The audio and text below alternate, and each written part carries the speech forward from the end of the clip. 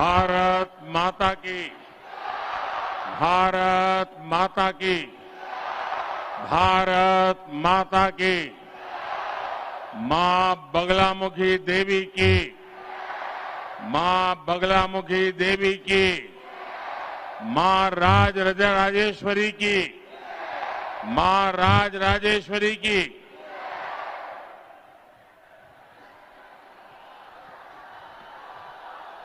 मैं सबसे पहले आप सबकी क्षमा मांगता हूं। ये तो शक्ति स्थलों की भूमि शाजापुर में आप सभी परिवारजनों का मैं बहुत बहुत अभिनंदन करता हूं। क्षमा इसलिए कि एक तो मैं थोड़ा विलंब से आया, दूसरा ये हमारी सारी व्यवस्था बहुत छोटी पड़ गई।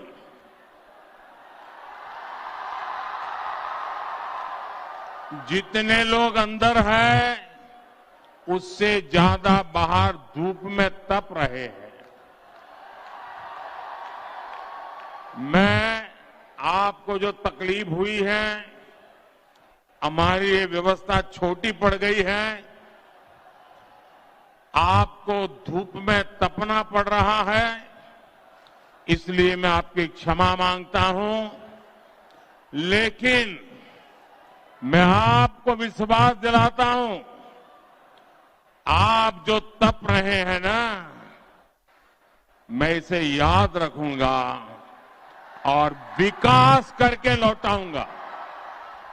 विकास करके आपकी इस तपस्या को मैं आदर करूंगा, उस पर श्रद्धा व्यक्त करूंगा। ये मैं आप सबको जरूर कहना चाहूंगा। मुझे दूसरी क्षमा ये मांगनी है कि अभी मेरे 2 कार्यक्रम बाकी हैं और हेलीकॉप्टर का उड़ने के एक समय की सीमा होती है। सूर्यास्त के पहले ही उड़ना पड़ता है। उसके कारण भी मैं जरा जल्दी में हूं, तो ज्यादा फॉर्मेलिटी न करते हुए सीधा ही आप सबसे जुड़ रहा हूं।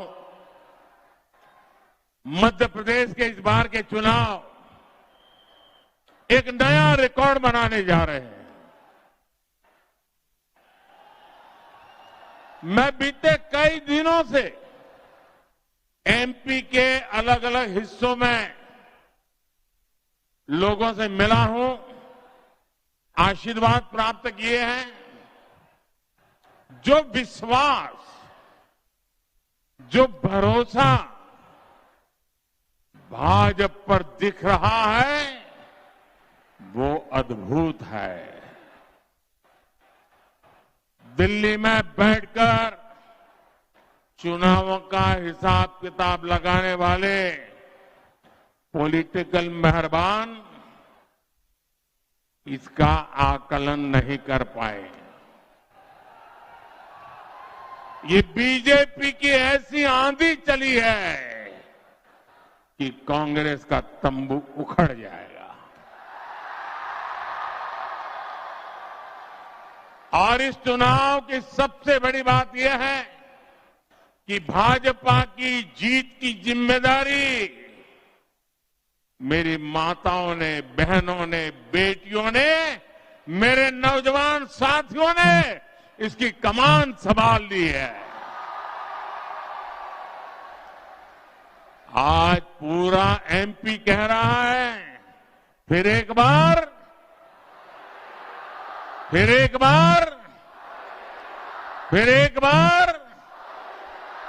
मेरे परिवारजनों, आज भारत दुनिया की 5वीं सबसे बड़ी अर्थव्यवस्था है।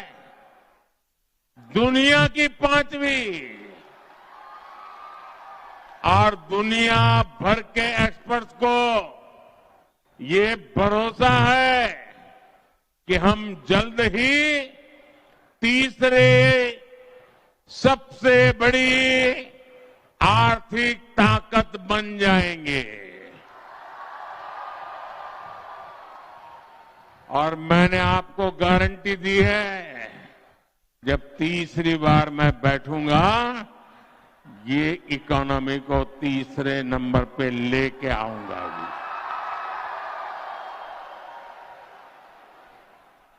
दुनिया के विकसित देश से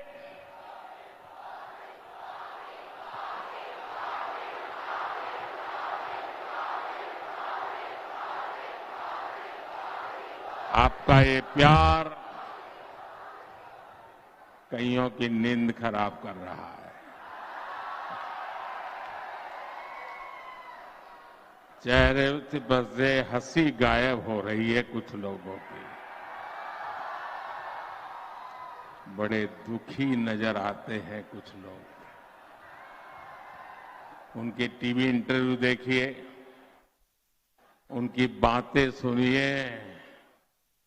क्या हालत कर दी है आपने कांग्रेस की।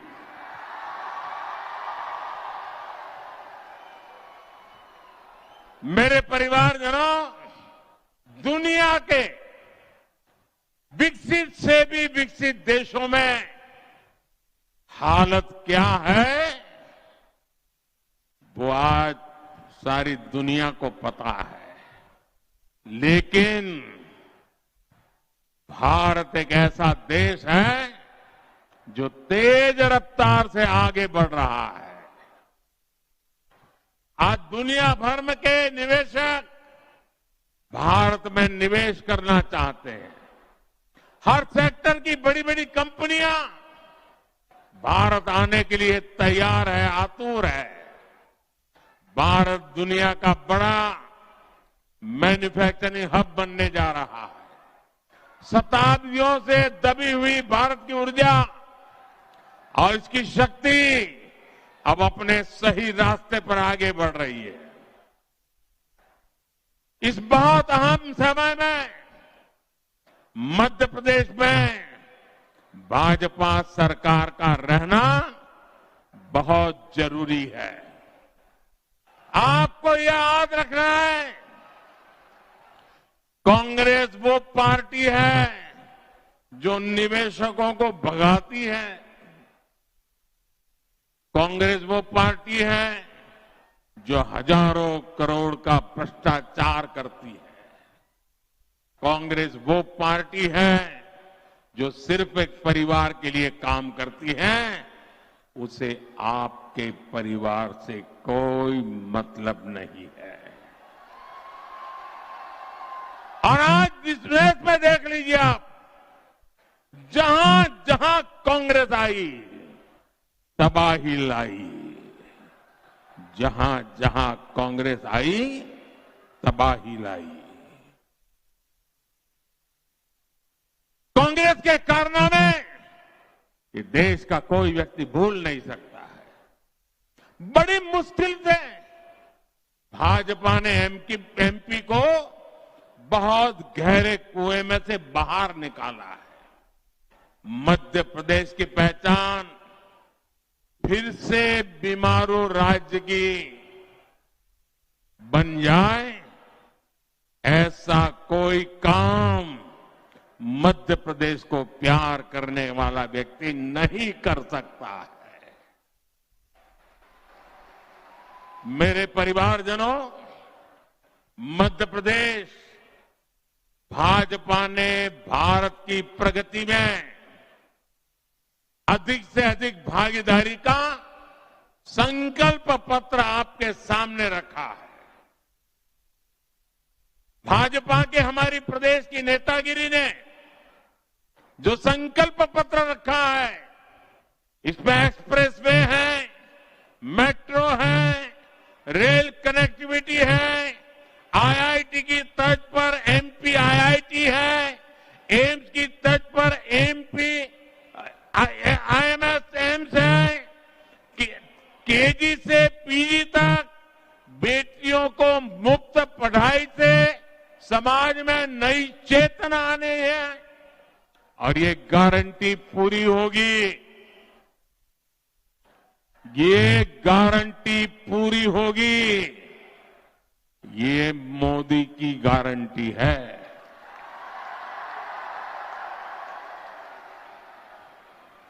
इसलिए गांव हो, शहर हो, युवा हो या बुजुर्ग हो, बहन हो, भाई हो, हर कोई एक ही आवाज से कह रहा है, फिर एक बार, फिर एक बार, फिर एक बार। साथियों, कांग्रेस को सिर्फ परिवार की, अपने बच्चों की चिंता रहती है।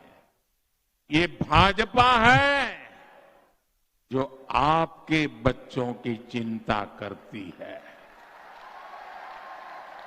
और इसलिए एमपी में भाजपा ने हिंदी में मेडिकल और इंजीनियरिंग की पढ़ाई की सुविधा दी, लेकिन कांग्रेस इसका भी विरोध कर रही है। कांग्रेस के एक महाज्ञानी इन दिनों भोपाल में, मध्य प्रदेश में आते रहते हैं। उन महाज्ञानी जो बोलते हैं, आपने सुना होगा। मैं जरा आपसे पूछता हूं भाई, मैं यहां पर जो आप लोग हैं उनसे पूछना चाहता हूं, आप में से कितने लोग हैं जिनकी पढ़ाई अंग्रेजी भाषा में हुई है? कितने लोग हैं? मुश्किल से 4-5 हाथ उठे, मुश्किल से 4-5। ये कांग्रेस को 50 साल देश में राज करने का मौका मिला और पंचायत से पार्लियामेंट तक उन्हीं का राज चलता था। और यहां पर अंग्रेजी जानने वाले, अंग्रेजी में पढ़ाई करने वाले 5 लोग मुझे नजर आ रहे हैं। क्या भाजपा सरकार ने कहीं पर भी अंग्रेजी की स्कूल को ताला लगाया है क्या? कहीं ताला लगाया है क्या? इनके नाना, उनके पिता, उनकी दादी, किसी ने भी शुरू की होगी, क्या हमने ताला लगाया है क्या? तो उन्होंने आपकी चिंता की थी क्या कभी? एक तो अंग्रेजी में पढ़ाया नहीं, और इंजीनियरिंग मेडिकल पढ़ना है तो अंग्रेजी के बिना पढ़ नहीं सकते।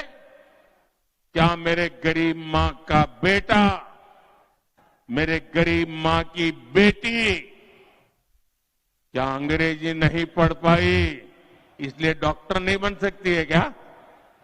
बन सकती है कि नहीं बन सकती है? अगर वो डॉक्टर बनना चाह रहे हैं तो उसको डॉक्टर बनने का अवसर मिलना चाहिए कि नहीं मिलना चाहिए? उसको अगर इंजीनियर बनना है तो अवसर मिलना चाहिए कि नहीं मिलना चाहिए? ये सब दरवाजे आपके लिए बंद करके बैठे थे। और मुझे बताइए, आप डॉक्टर के पास जाते हो और आपको कोई बीमारी होती है, पेट में दर्द हो रहा है, सर में दर्द हो रहा है, पैर में दर्द हो रहा है, क्या डॉक्टर को अंग्रेजी में समझाते हो क्या आप? अपनी भाषा में बोलते हो ना? तो डॉक्टर को अपनी भाषा आनी चाहिए कि नहीं आनी चाहिए? ये महाज्ञानी कहते हैं कि आपको अपनी भाषा सीखने की जरूरत नहीं है। मेरे भाइयों बहनों, इसी सोच ने देश को तबाह कर दिया इतने सालों में।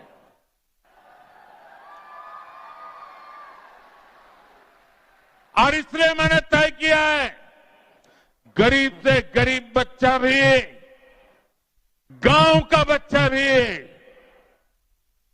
उसे अंग्रेजी आती है तो अच्छी बात है, नहीं आती है तो भी वो डॉक्टर बनेगा, वो इंजीनियर बनेगा, वो देश की सेवा करेगा।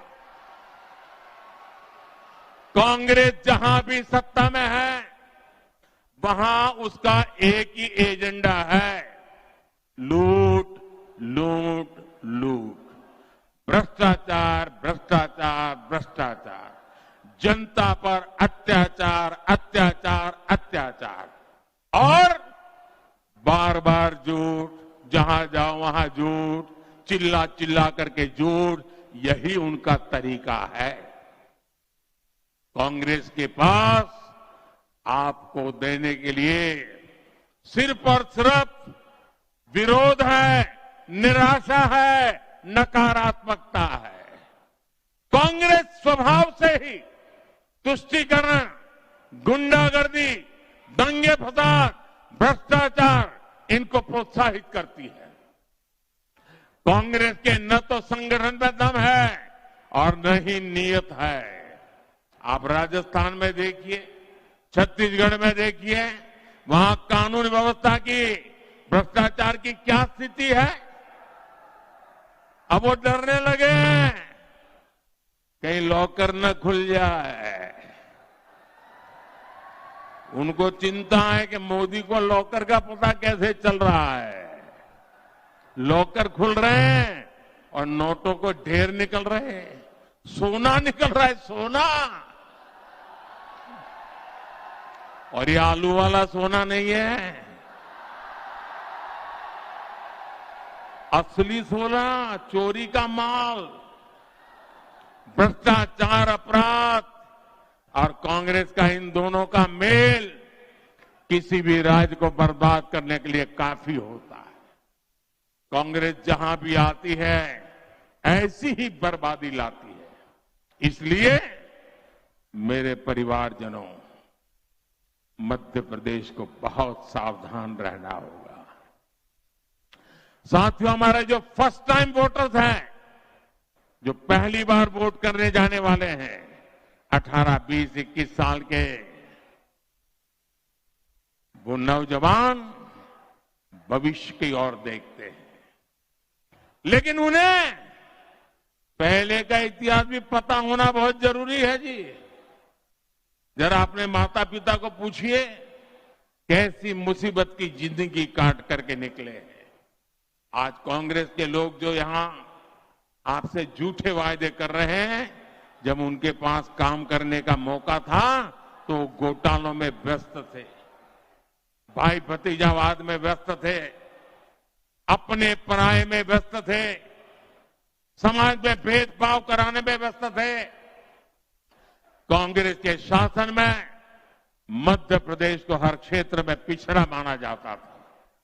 एक समय था जब मध्य प्रदेश में गड्ढों को ही हाईवे माना जाता था।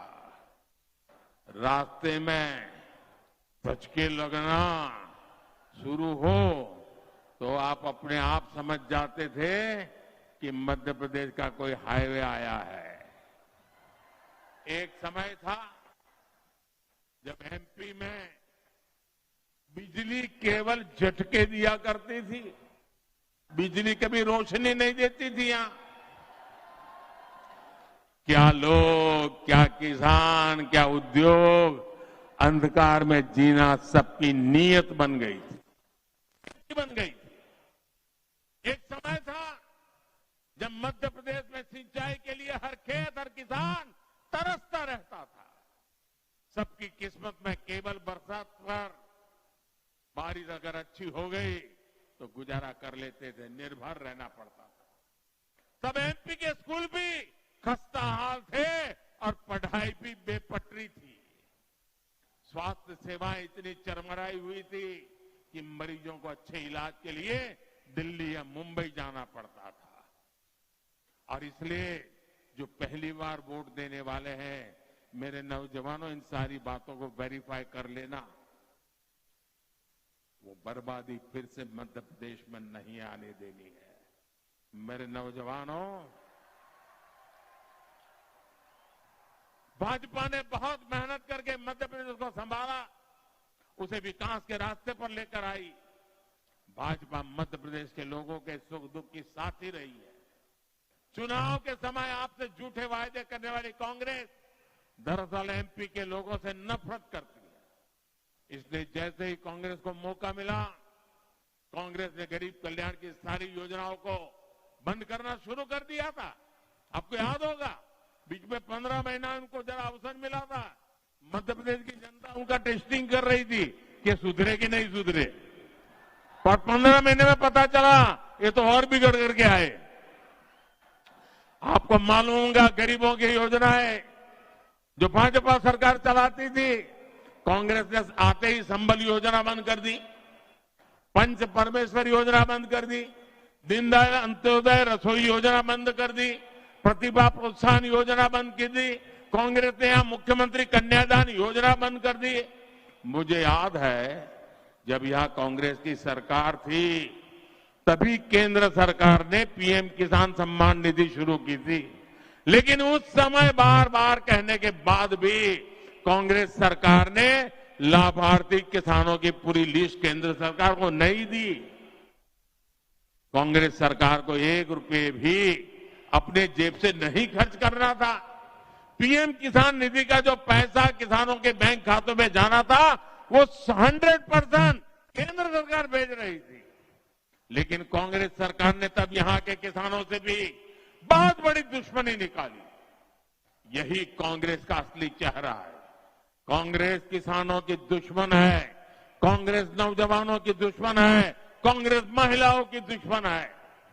मेरे परिजनों, कांग्रेस के पंजे से आप सभी को बचाकर रखना भाजपा अपना दायित्व समझती है। इसलिए भाजपा सरकार की लगातार कोशिश है कि आप सशक्त हो, सामर्थ्यवान हो। हम जुटे हुए हैं कि गरीब और मध्यम वर्ग की कमाई कैसे बढ़े, उनकी अधिक से अधिक बचत कैसे हो। साथियों, आज भाजपा सरकार 80 करोड़ से अधिक गरीबों को मुफ्त राशन दे रही है। आपको याद होगा कोरोना का समय कितना कठिन था, पूरी दुनिया पर मौत मंडरा रही थी। परिवार भी हर बार सोचता था कहीं मौत का बुलावा हमारे घर तक न पहुंच जाए, घर में किसी को कोरोना ना हो जाए, कोविड ना हो जाए। मां भी अगर बीमार है तो बेटा जाकर के सेवा नहीं कर पाता था। जवान जो बेटा बीमार हो मां दुखी होती थी, लेकिन बेटे की सेवा करने के लिए उसके कमरे में जा नहीं पाती थी। इतना भयंकर समय था, पूरी दुनिया की मानव जात संकट में थी। कारोबार पर मुसीबतें थी, बाहर निकलना तकलीफ था। तब ये आपका बेटा आपकी मुसीबतों को समझता था और तब मैंने तय किया कि मैं देश के किसी परिवार का चूल्हा बुझने नहीं दूंगा, किसी मां का लाल भूखा सोएगा नहीं, कोई बेटी को रात भर रोना न पड़े, कोई मां आंसू न बहाए। और इसलिए 80 करोड़ लोगों को अब तक मुफ्त राशन दिया जा रहा है।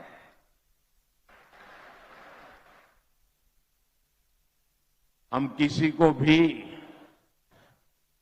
जरूरतमंद को अगर रोटी खिलाएं तो हमें पुण्य मिलता है कि नहीं मिलता है?